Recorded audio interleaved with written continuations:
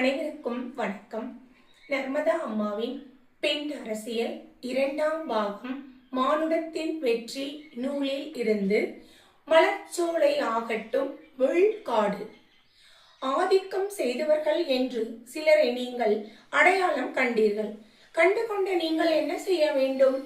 ஆதிக்கம் தவறென்பதை பல வழிகளில் புரிய வைக்க முயற்சிகள் மேற்கொள்ள வேண்டும். அவர்களை அவமதித்து புண்படுத்தி ஓரம் கட்ட முயற்சிப்பதா சமத்துவம்?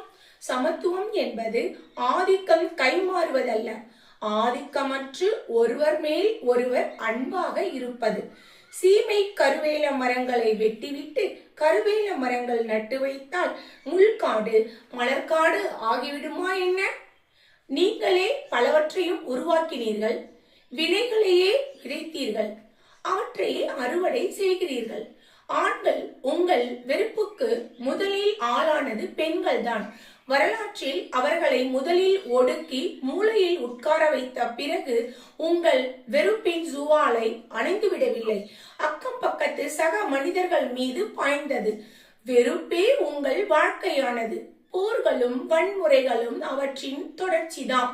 குடும்பங்களில் வெறுக்கவும் வேலை வாங்கவும் அடிமையாக கிடக்கவும் என்று பெண்களை உருவாக்கி வைத்துக் கொண்டீர்கள்.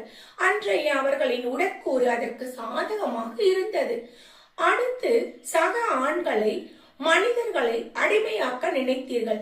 உங்கள் அதிகார மோகமே உங்களை ஆட்டி படைத்தது, ஆட்டி படைக்கிறது, வழி நடத்தியது, வழி நடத்துகிறது.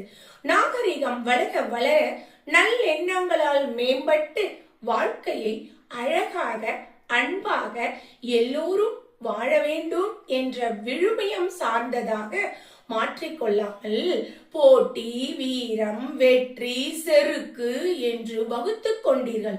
இதனால் யாருமே நிம்மதியாக வாழ முடியாத ஒரு வாழ்முறையை இங்கே வலிமையாக கட்டமைத்தீர்கள்.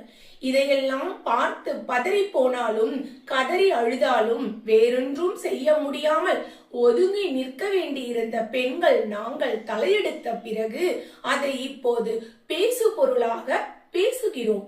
உங்களுடைய சாதி, மதம், பால் பேதங்கள், பிரிவினைகள், ஏற்றத்தாழ்வுகள், கொலை கொடூரங்கள், வன்புணர்வுகள் என்ற எந்த பாவக்கரையிலும் தொடர்பில்லாத பெண்கள் நாங்கள் சொல்லுகிறோம் இவை மாற்றப்பட வேண்டியவை என்று.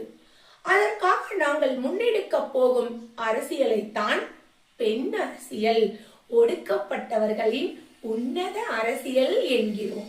நீங்கள் இப்போது